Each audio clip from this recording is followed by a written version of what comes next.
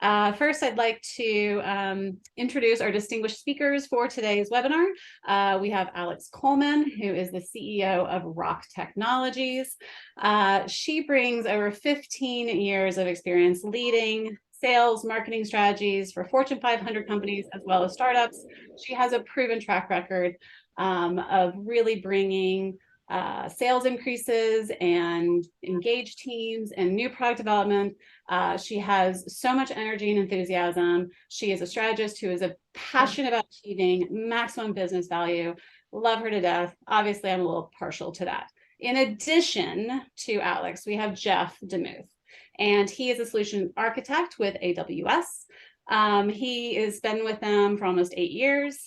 He is very passionate as well about GIS and technology. He has recently co-authored a book entitled Geospatial Data Analytics on AWS, Discover How to Manage and Analyze Geospatial Data in the Cloud. Jeff's been working with Rock Technologies for about 6 years, transitioning clients to the cloud. So without further ado, I would love to hand it over to Alex. Awesome. And yes, and I will second that. Jeff is extraordinarily talented in AWS. I'm excited to read his book. So great to be here with all of you. Great to be here with you today. And thank you all for joining us. I'm going to take my face off of the side panel here so we can focus on the content. But yeah, again, thanks everybody for being here. Here's a kind of quick overview of what we're going to talk about today. So first, just kind of a quick who we are. So why would you want to listen to us on the topics at hand? And then we're really going to get into, why GIS in the cloud, why managed services. But the meat of this is really about how to build your case to move to the cloud with assistance, right? So excuse me, and walk through the whole justification and the tools that we're going to provide you so you can make that case at your organization. Then we're going to shift gears, and I'm going to hand it over to Jeff, where he is going to show you some really awesome ways that, or tools within AWS you can use to make your GIS cloud native, and pretty awesome stuff there. So without further ado, those who do not know about Rock, just a little bit of background here.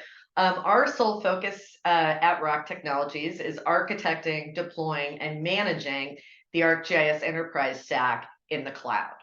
So we work with, literally at this point, manage hundreds of different organizations, every shape and size, every vertical you can imagine, in Amazon for our clients.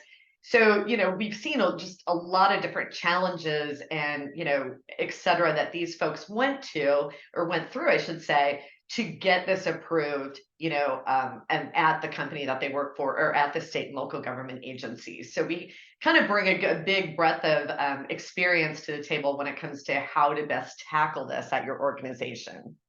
A little bit about what GIS managed cloud services are, just to level set.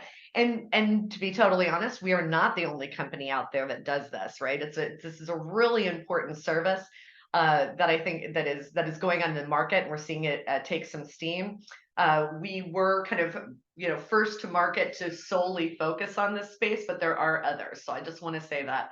And really, what GIS managed cloud services is about is that migration service. So really ensuring that you're architected correctly to support your GIS in the cloud environment, and then getting you there, right? So installing and configuring the software, making sure all of your current on-premise content gets to where it needs to be and is functioning properly. It's also about cloud security. So ensuring that whatever security your organization demands, those are met in the cloud environment. Infrastructure and software management. This is the key, right? This is the organization that is going to ensure that that environment is up and running in the best way possible so that you are totally performant, you do not experience downtime, and you are totally up to date. From a software perspective, it's all of those tasks that a GIS admin would have to do, right? So upgrades, patching the enterprise stack.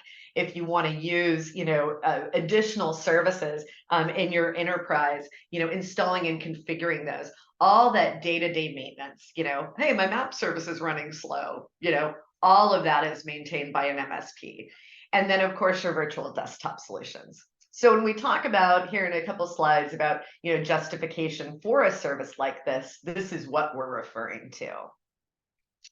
So why GIS in the cloud? Again, there's probably no aha moment when you look at these bullets, right? It's for those of you that are preparing for a cloud journey and thinking about it, who answered the poll. These are probably all things that are on your mind, right? You want to modernize, you want to ensure that your GIS can scale.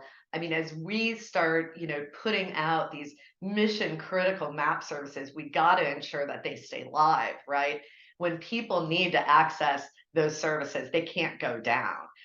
There's just so many critical pieces of, whether you're a utility, again, whether you're a state and local government, an engineering firm, so many critical pieces of these organizations are being served by GIS.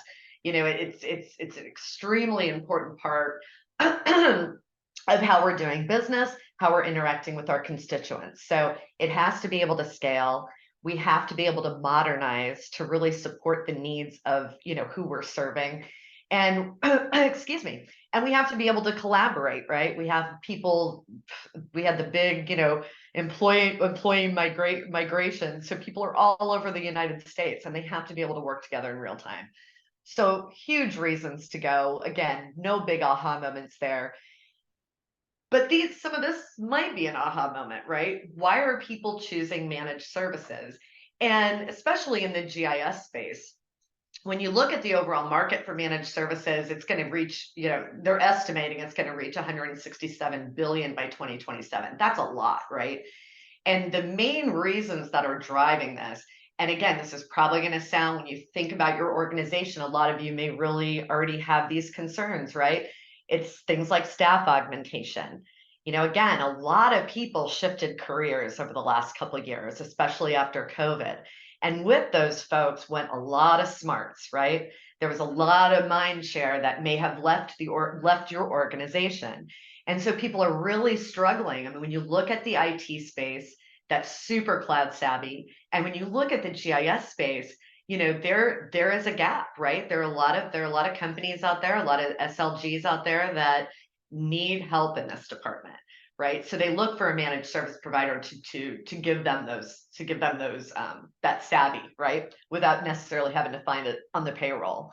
And they want to modernize and expand their GIS. Again, they don't want to wait in line, right? They want to upgrade their solutions and not have to wait for 2 years because a whole list of software comes before their GIS software, right? They want to be able to upgrade now. They want to be able to modernize now. And again, having that staff augmentation with your MSP gives you that ability. And the third one that we're hearing more and more, and we're seeing a lot of emphasis on this, is the liability piece. With the risks that are going on with cybersecurity, the uptime responsibility that's inherent in again some of these map services. Organizations simply don't want that liability, right? They would rather offload that to another organization, an organization that is literally built to handle these types of things so that they don't have to worry about it. So those are some of the big drivers. And again, probably, a lot of you are either facing this or thinking about it. So now it's about, knowing this, how do we build your case to make this happen? So what I'm going to walk you through here is just kind of a sample of, base deployment of ArcGIS Enterprise. I want to walk through how this organization made a case to go to the cloud, right? So, again, when they came to us, this organization, which is like so many, they were in an old version of, ArcGIS server. They weren't even fully in enterprise yet, didn't have portal. They were using desktop. And so, they had this hope and dream at the time. It's like, hey, we want to go to enterprise. We want to be in 11.1, which was, now we've got 11.2 coming around the corner, but we want to be in 11.1. We want to be able to utilize the latest and greatest, right? Get an enterprise geodatabase, obviously go to pro.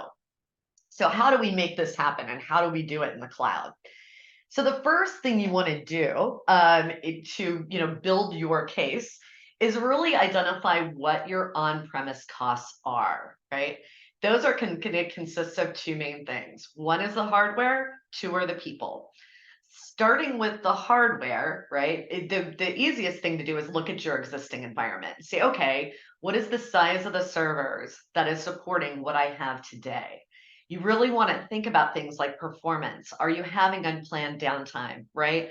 Are there slow load times? Are you sitting there, waiting for waiting for things to render because it's just taking forever, right? What does that look like? And then you want to identify the server requirements for what your future state should be.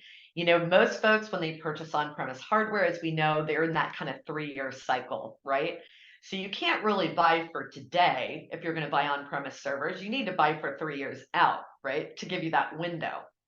So you really need to think about, your state today, your performance issues, and then what does the future look like? So we took, looking at that for an organization like this, who's going to do, an enterprise-based deployment, and came up with the actual cost it would be to support that, given that 3-year run, right? So you've got your Dell Power Rec servers. Probably most important and significant here are the Pro workstations, right? For those of you who hopefully everybody, but are working with Pro, it likes its resources. It needs some support on the back end to really run. So you're looking at some pretty beefed up machines in order to support that cost.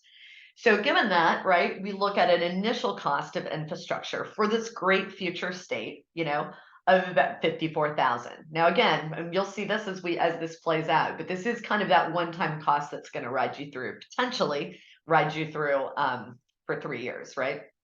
But so here's your infrastructure cost. Now we've got the personnel costs. So this is, again, if you're considering the managed services angle, you've got to think of the cost of the people, right? The cost of an IT individual that understands and is cloud savvy and that can truly support your enterprise, right? So it's supporting the software as well as the infrastructure. And then, of course, our overworked friends over here, the GIS administrators, right? So the time it takes out of their day to ensure that this stack is running optimally. And then again, being able to do all the patches and the upgrades and all the great things that you want to do with GIS. So when we look at the personnel, here's this whole other cost that we really have to think about, right? If we're able to offload all of that work onto another organization, so our IT folks are focusing on what they like to do best. Our GIS people are only doing great things with GIS, not managing the stack, right? They're just creating. Then we're looking at, hey, that's probably a good third of a full-time IT person administering the stack to support, right, in the cloud. And then a GIS administrator certainly offsetting a full-time GIS administrator, right? So that person can focus on cool stuff. So when we look at the salary implications here, you're looking at 135,000, right? So now your total annual cost to support on-premise with personnel and infrastructure jumps up to almost 190,000. So that's pretty easy, right? I mean, in terms of getting numbers. This next part is the challenge part. And it's something that when you're building your case is extremely important because this is now all about opportunity costs. And, we've seen a lot of folks, this is probably the number one thing they struggle with the most, getting the numbers. But when they can really do this, it is usually the game changer, right? Because there is such an enormous opportunity cost from downtime, right? There is an opportunity cost of not modernizing, right? So what is the impact to your organization? What is the lost revenue impact, right? And what could your organization be and how much money could you make or how many happy constituents could you have or what be you, if your GIS was performant and not just performant, but performing great and your team had the bandwidth to really produce great stuff. So in this case, again, we took a look at everything and we said, okay, if everyone had the chance to work in a real-time, cloud environment and was up to speed, they were performing, at a fast rate because this organization, like so many, it was just their GIS was down quite a bit, right? So we came up with, based on their salaries and whatnot, the amount of time that they would save or that they would spend and what that means to their organization. So in this case, the productivity increase came up to be about $31,000, and the faster performance, their ability to do more work, we valued at about 9,300. The interesting one here, and you can see the third one, right, is the risk and the cyber resilience, right? So what is the cost of getting ransom attack? Well, there's really no limit there, right? We've seen cities, we've seen private companies, on premise, regardless, right, getting ransomware attacks, $4 or $5 million, right? There's no way to quantify it, but it's something that really needs to be talked about at every organization, because the way we look at it and when we talk to folks, it's not about if, it's about when. And are you really prepared if that were to happen, right? And thinking about it that way. So, but in this case here, let's just take the known and assume that we've got this $40,560 in unlocked opportunity. Now that you're in an environment that is performing great, that is, you've got your uptime, it's not going down, and you've got the support of an MSP behind you. And now we're looking at a total annual cost of $230,232. So that's a lot, right? So how does this look in the cloud? So now same organization, right? And now we're going to be supporting that organization in the cloud with managed services. And let's look at those costs. So what do you need to know? So if you want to build this yourself, right? I want to, as an organization, I want to know what my cloud costs will be and potentially what my MSP costs will be. The first thing you really need to understand, again, is that software, right? Or the infrastructure requirements of your software. There are a lot of really good tools to do this. Esri is, I know by the end of this month, is going to have some really awesome tools that are geared towards IT that talk about infrastructure, have the infrastructure diagrams and really strong recommendations. They already do have strong recommendations, and we follow their best practices when we architect the environments out for our clients. Short of kind of using those tools on your own, again, you can contact someone like a ROC or another MSP that specializes in GIS. This is really critical, and get their assistance to help you architect out a solution. But once you know what that looks like, the calculators that AWS provides, are terrific, and you can get a price or a cost of your cloud environment very quickly once you know the right size and you've selected the right machines. And that is really important, because it out of the box, you might think, oh yeah, okay, we're going to do an enterprise-based deployment, and maybe someone's not considering the fact that you have 500 map services. So it's important to not only to consider what you're going to be moving to the cloud when you size out these machines. I know that kind of goes without saying, but I feel like I'm compelled to say it anyway. So for the organization, again, at hand, this would, architected out a very, again, an enterprise-based deployment. This would be what their infrastructure looked like in the cloud. In this case, their monthly cost of the environment were $2,380. That includes a GPU-enabled workspace. So these are your pro users. And the monthly cost for managed services was $1,970. So now we're looking at a total cost for these folks of $4,350. So this is all of the infrastructure, all of the management of the system and the software is $4,350. So when you calculate your return on investment on something like this, right? Excuse me, the total cost of the cloud, so the setup and all that good stuff in year one is $71,700. And in year two, you're looking at a cost of $52,200. So you probably remember the slide we were looking at before. This is grossly less than what our on-premise costs were, right? Our on-premise costs total for year one was $230,000. Our total managed cloud costs for year one are $71,700. So $71,700. So huge savings in year one. Now, again, that hardware investment's going to go away, right? So when we look at this over the years, we take out the hardware costs in year 2 and 3 on the on-premise slide, and we just get down to now we're looking at personnel costs and we're looking at opportunity costs. And that's why it's so important when you're building a case to go to the cloud. with or without managed services, right? You really got to think about those costs, because without them, if you simply just look at the cost of a server sitting in a room, versus your cloud costs, it's going to be pretty close, right? So, but when you consider everything else, right, the opportunity costs, especially the personnel costs, right, that's where the value comes in. So in this case, you're looking at a savings of 56% over 3 years. So really significant. So what we're providing for you all is, the ability to build your own case. So some of the tools that you'll be receiving or have access to after this webinar are the slide deck that, we just presented, but it'll be blank. So it'll allow you the chance to fill in your own numbers and present to your organization. It's some additional tools that we have. We do have a cloud readiness assessment. That's something that you can fill out to really prepare you and ensure that you can size your machines correctly. We've got a link to the AWS calculator, so you can play around and get an idea of what some of the costs are around these environments. And then several different case studies. People always like to, be able to take other examples to the stakeholders at their organization of where success has happened. So we want you to be able to do that.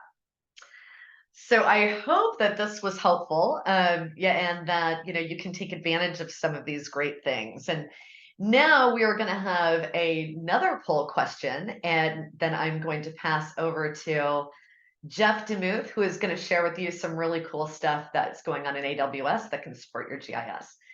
So the second poll question is, what do you currently see as your organization's biggest roadblock to the cloud?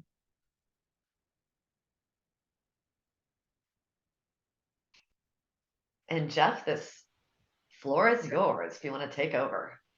All right.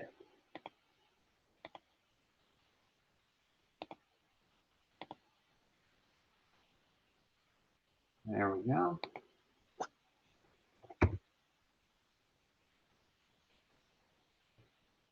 All right. So for this part of the presentation, we'll talk about some tools on AWS to make ArcGIS cloud native. There's kind of step one of getting to the cloud. Most customers will do somewhat of a lift and shift with some resizing in there. But there's a lot of cloud native tools that you can essentially bolt on to ArcGIS to make it more performant.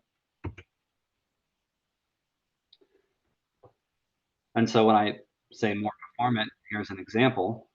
We had a solar plant suitability raster. I was running on ArcGIS desktop, so MapWork Pro. I was taking 5 hours and 45 minutes. On AWS, you can use some of the parallelization capabilities of geoprocessing tools. So we took that same geoprocessing tool, we spread it over 8 compute instances. These were 2XL instances, so 8 cores, 16 gigs of RAM. We had 8 of these instances. That same geoprocessing tool completed in 9 minutes, where on the ArcGIS desktop environment, it was taking 5 hours and 45 minutes.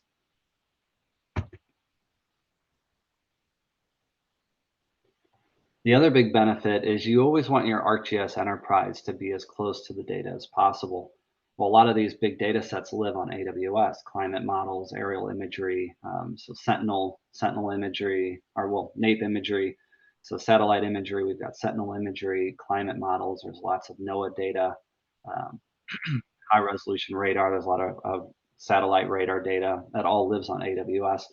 So when you deploy ArcGIS Enterprise, your enterprise environment, your pro environment is sitting right next to these data sets. They've got low latency, single digit millisecond connectivity to the data sets, 10 gig, 25 gig, 100 gig network connection, network throughput to the data sets. You'll see a big increase in performance.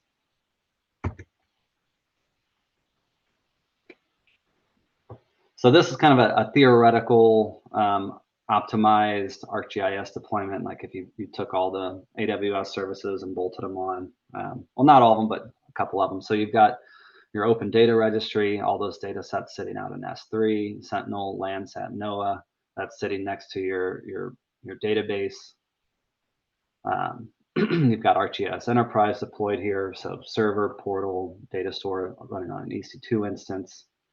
We've got ArcGIS Pro running in our virtualized desktop services or application streaming services. We've got workspaces and AppStream. Those instances you can size those as you need. So they can be very large instances, up to 64 cores, 488 gigs of RAM, 64 gigs of GPU memory, and maybe you need that much power for one of your geoprocessing tools. You run the tool, and then when you're done, you resize the instance back down to a 4-core or 8-core machine, 16 gigs, 32 gigs of RAM, whatever you need. But really, the power of the cloud is being able to size up an instance, pay for it for an hour, and then size it down. I'll talk a little bit on the next slide about Redshift, but Redshift is a cloud data warehouse. These clusters can also be very large. They can hold up to 8 petabytes of data. They support geometry, geography data. So you can have 8 petabytes of data essentially sitting in your data warehouse. Each of those nodes in the cluster can have up to 48 cores, 384 gigs of RAM, and 64 terabytes of storage. And you can have 128 instances in a single cluster. It's going to look and feel like a single database. And then we have the AWS Data Exchange that will actually let you buy data sets. So you can go out there and purchase the Foursquare data set. You can present that to your Redshift cluster, and then that will automatically show up in your ArcGIS Enterprise environment. So if you're an ArcGIS Pro, Esri released a connector for Redshift. You connect Redshift ArcGIS Pro, you purchase the Foursquare data set, mount that in Amazon Redshift, and now in your data catalog in ArcGIS Pro, you'll see the Foursquare data set just show up.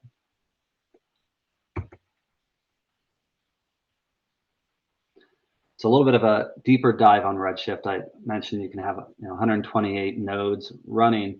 How does that work? So we can pretend that this computer up top is our ArcGIS Pro instance. It's going to run a SQL query to the leader node. And then on the compute node, what you want to do for the best performance is split the data across those nodes. So for example, I could say split the data by zip code. I could have a zip code of data loaded on each node. Each node would have a different zip code. When ArcGIS Pro queries that, the leader node will split those queries out by zip code. So it'll say query this node for only these zip codes, query the second node for only the second, whatever the second zip code is, up to 128 instances. And so now that query is running, traditionally that would run all on one node. Now you can take that same performance and essentially multiply it by 128. You'd have 128 concurrent SQL queries running at the same time. That's really the only way you can work with 8 petabytes of data like that, is you have to parallelize the queries.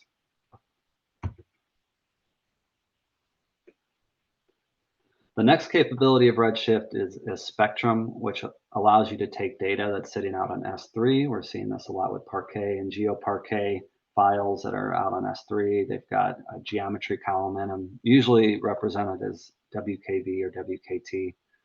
This is also how that Foursquare example works, is Redshift will mount that data in S3. It'll show up in Redshift as a table, as if the data was locally in the cloud data warehouse, but really it's just a file in S3. And then in ArcGIS Pro, you see a database table that looks and feels just like any other database table. And then those changes are updated instantly. So if you go into that Parquet file, or we also support JSON, I've done some stuff with GeoJSON as well. If you update that JSON file on S3, those changes will be automatically reflected in ArcGIS Pro.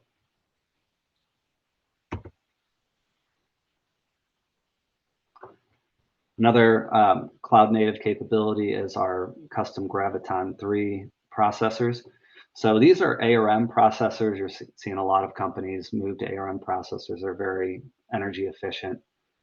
ArcGIS doesn't support ARM processors, but what you can use these for is for your enterprise geodatabase. And they're also very good at higher floating point performance. So they're really good at these mathematical operations. So when you spin up your enterprise geodatabase, you can do an enterprise geodatabase, select Postgres, and say you want to use the Graviton 3 CPU as the processor. This is also our first processor, our first instance type that supports the DDR5 memory, so you get a pretty good performance boost using Graviton as your enterprise geodatabase.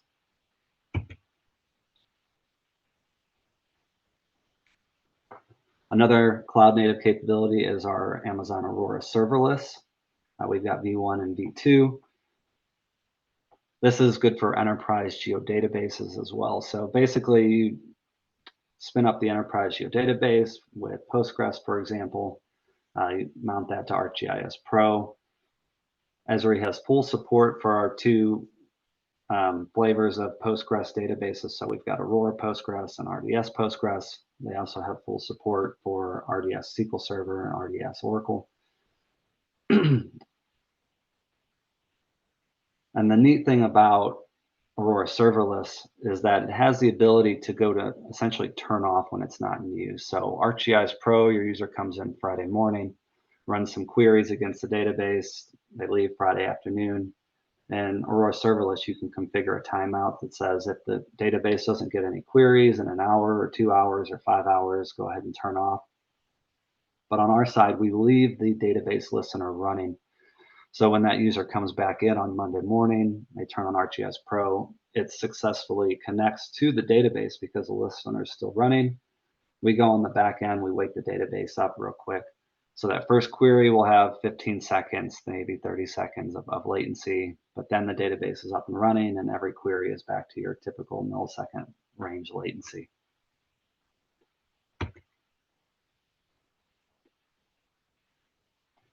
Common security services that we see deployed with ArcGIS.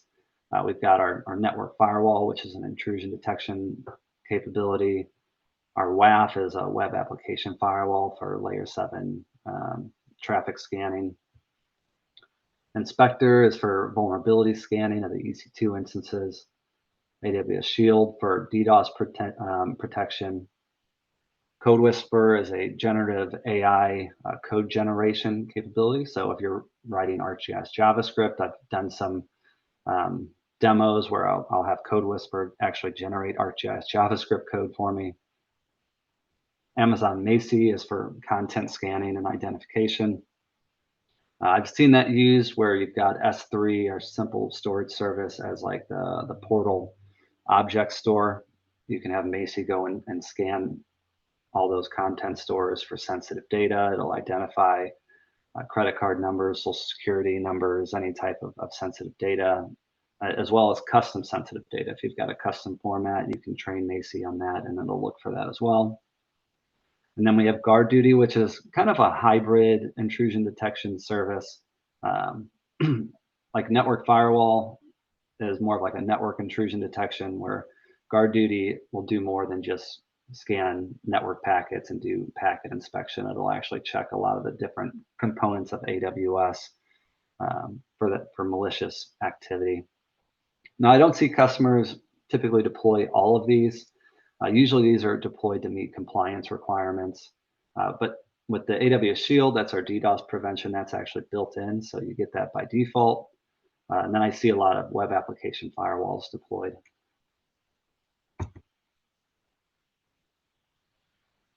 And then I think this is my last slide, but Esri announced ArcGIS Kubernetes.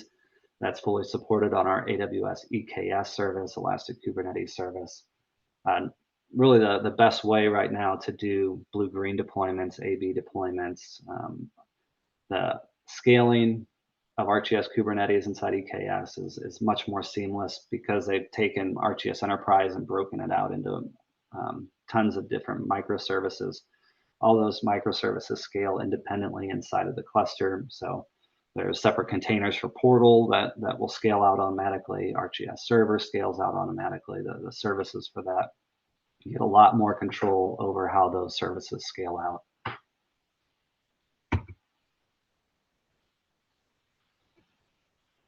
And with that, yeah, hand it back to you, Jen, and we'll do another poll and then hop into some Q&A. Yeah. So there's our final poll before we get into some of the question and answer. So there's 3 questions up here. Are you interested in building a geospatial data lake? Are you interested in deploying a data warehouse like Redshift? And are you interested in sharing data in AWS Open Data Registry or selling through AWS Data Marketplace?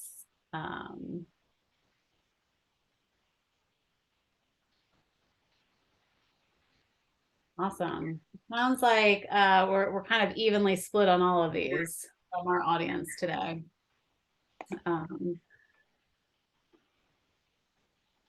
Great. Well, so going back to the second poll question, you know, the top 3 challenges, and I think I will come off video just because we're in the little bit of the Q&A session. But in the second poll question, a lot of the audience, Alex and Jeff, they said that the top 3 challenges, the first and foremost was understanding cost and ROI, which would make sense for the attendance today. But the second one was the inability to convince management and or IT. And the third was that management doesn't think the cloud is safe. I just would love to give you guys an opportunity to talk about those 2. Sure. I mean, I could start. I think, you know, the cloud not being safe, you know, that was a really big thing a while back, right? I mean, I think there was just some uncertainty there. But when you look at some of the biggest ransomware attacks that have happened in this country over the last couple of years, there's a lot of on-premise activity happening. I mean, these are old servers. These are, you know, a lot of old maybe practices that aren't maintaining those servers and the level of security needed. And again, I mean, these folks, if they want in, I mean, we're talking about, you know, the types of folks that were in the Department of Defense for what, 6 months with a Trojan and no one knew. It's a savvy world out there. So the fear, you know, I guess the best way to say it is you know, partnering with the folks that understand how to manage these environments is key. But equally so, you know, are those resources and do you have that savvy managing your on-premise stack? It's a tough question. It's a real question, and I would say that, you know, wherever you are, it comes down to who's managing the stack, right? What they're bringing to the table from a security posture, and how they are, you know, enabling you to be resilient enough, right? To, if the worst case scenario happened, that you're not paying $5 million to get your data back, you're maybe reverting back to a backup that happened 2 weeks ago because the Trojan started a week ago. You know what I mean? Like, there's all these things that you can do. But so that's a huge one, I would say. There should not be a fear. The fear should be about who's managing your stack wherever it lives. Yeah, that makes sense. And then as far as like being able to convince management or IT, I know, and please, anybody who is listening in, if you do have any specific questions that you'd like us to answer live, feel free to chime in. We did have a couple come in as part of registration, so that's what we're kind of going through right now, but please feel free to use the Q&A and we will get to those questions. But you know, just related to the second being this inability to convince management. I know, Alex, you mentioned in your presentation about giving a little bit of a template. You know, what are some of those key points that really should be emphasized in a presentation in order to get buy-in? Yeah, I think, you know, I think it really comes down to who you're talking to. You know, sometimes management is more concerned from a, you know, there may be like a CFO type, right? And they're really looking at the bottom dollar. And that's where, you know, fleshing out those opportunity costs, really looking at what you can bring to the organization with a modern system that is running, you know, and showing the dollars behind that, because they are there, you know, will make the deal. You know, if it's maybe more of an IT decision maker, I think it's really playing up the fact that, you know, hey, it's freedom from, right? It's freedom from, I will say this, a lot of the folks that we talk to as IT departments generally aren't that unhappy about giving away the management of the enterprise stack. You know, they're more focused on those more traditional type software that are at these organizations, and the management of things like an SAP or in this, you know, an ArcGIS Enterprise, they're more than happy to offload, right? They're not going to be, you know, it's not taking a job. It's enabling them to have more time to do what they do better. You know, again, so that's a big piece of it. And I think if it comes down to the fear side, is really just emphasizing. And I know these can be tough conversations, And maybe, the best thing to do is just provide, hey, I just read this article about so and so that was on premise that got, ransomware attack. We just got pinged literally this morning by an organization that got hit that we had talked to back in 2019. And they said, they just took everything and we're ready. So, I mean, those things are happening all the time. I know IT is aware of it. Maybe they don't want that liability anymore. So that's certainly a discussion to bring up. Like, can we offload this liability to someone else? Yeah. Jeff, do you have anything to add to those challenges that our participants were sharing? Yeah, no, like some of the largest organizations, some of the biggest banks in the world have chosen AWS, for their security. They've said that, they feel more secure in AWS than they ever felt on-prem. And a lot of that is the easy check, we call it checkbox encryption. Now, how hard is it to enable end-to-end encryption on-prem? It's incredibly difficult. And on AWS, you check a box. Awesome. Well, Jeff, I think this question might be a little bit more related to your portion, but when would you choose a cloud data warehouse over an enterprise geodatabase? Yeah, so cloud data warehouses are good when you've got very large data sets. So again, Redshift can hold 8 petabytes of data, but it's also good for colder data and read-only data. You want to get some of that colder data out of your enterprise geodatabase. Enterprise geodatabase storage is kind of the most expensive storage. It's typically sitting on SSD, which is hot storage. So if you've got older data that you can move out to Redshift, you'll see cost savings there. And then in addition to that, a lot of that data, the colder data, is the data that you want to do the analytics on. And you don't want to do that analytics inside your enterprise geodatabase. That CPU is very expensive in that enterprise geodatabase. And one analytical query can take that database out. Everybody on that database will come to a crawl if someone tries to scan a table with some complex geospatial transformation on the data, where you can run those queries on the data in Redshift. So it frees up a lot of those CPU cycles off the enterprise geodatabase. You want to try and keep the enterprise geodatabase, that hot data, that transactional data, the write heavy data, and then stream the colder data out to Redshift. Awesome. So I think going back, we had almost half of the audience really concerned about like how to understand cost and ROI. And Alice, I know you walked us through a scenario. Is that like how in the scenario or in a typical comparison there from an ROI perspective, like what is it? How does it look over time? How I know you were talking about like year 1 and year 2, but like what does that look like? Okay, we know that there's that upfront, just investment, just from time and effort and all of that. But how does this look over an extended period? How does this work? Well, I guess, yeah. So they wanted to know how. Yeah, looking at the timeline, that's in the slide deck. We look at like 3 years. Really from an on-premise infrastructure perspective, your biggest cost is year 1 because you're purchasing all the servers, and they're going to live with you for 3 years. So that's why, kind of building your case really relies upon, the opportunity costs and the personnel costs that are going to be saved over time. I will say too, when you're looking at cloud spend, AWS, there are a lot of really great ways that you can leverage longer term agreements to get even less cost. So, once you have your environment up and it's running and you know it's the right one for you and your GIS, you can lock in resources and your spend goes down even further. So there are a lot of ways to optimize cost over time. But in terms of creating your business case, if you get those opportunity costs in there and those personnel costs, you really, I've yet to see a calculator that comes out with the on-premise non-MSP version being more cost effective than the cloud MSP version, for sure. So. And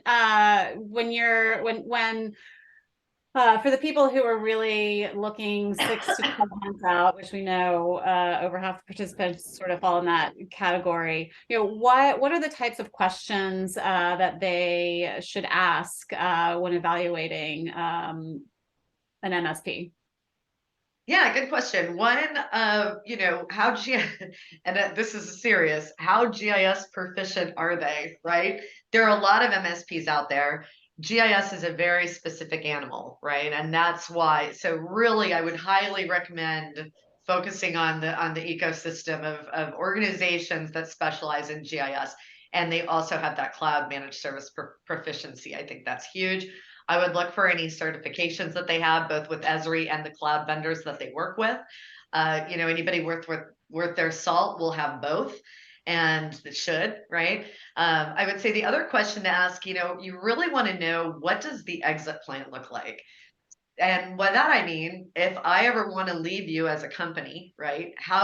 What does that mean? Do I get everything? Are you going to hold my data hostage? Are you, there are a lot of different flavors of how people will manage environments, and knowing what it truly means to you and your organization is very important. So always ask, at the end of contract, if I decided not to do business with you anymore and just wanted to manage the environment myself, what does that look like? It's very important, very important. Awesome. I like that. So I'm really curious, basically what does the whole process look like? How long does the whole migration process look like? What is that? How is that? Is there any information that you can share high level about that? Yeah, really quickly, it really depends on the size of your organization and how much content you have that you would like to migrate into the new space. So, again, we've worked with organizations that have huge cloud environments. I mean, multi-tier, dev, staging, production, 20 servers and environment. I mean, really large implementations. And for something like that, it's a journey. There's a lot of pre-planning that goes into it in terms of, the migration strategy. Organizations really, if you're planning to move to the cloud, the best thing you can do for yourself right now is start to clean up the GIS, right?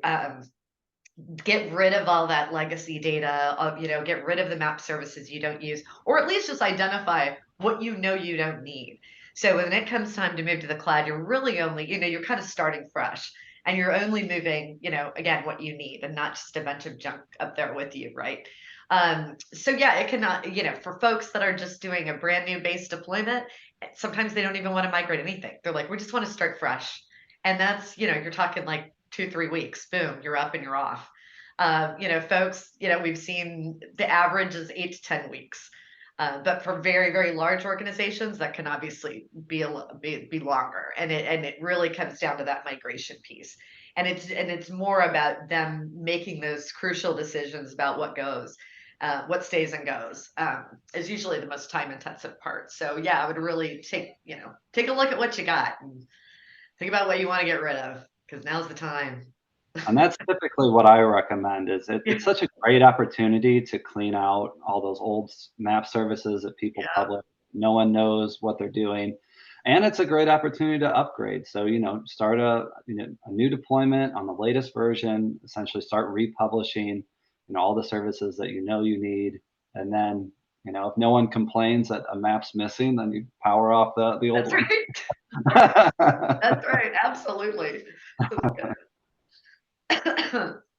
Well, and as we kind of wrap this up, if there's no other questions from our audience, I would just love to ask, and maybe I'll start with Jeff, like if there was just one little piece of advice that you would give our those who are joining us today, or those who might be listening in on this recording, what piece of advice would you share? Yeah, I mean, talking to a lot of the ArcGIS Pro users out there, there's just a lot of frustration with the speed and the performance. I mean, the sooner you can talk your organization into moving to the cloud, the better. Being able to and it's hard to explain how awesome it is to just have a 64 core 500 gig memory machine for an hour and then turn it off and go back down to your regular 4 core 8 gig machine. Like, it's just super powerful, really allows you to innovate and test out things much faster.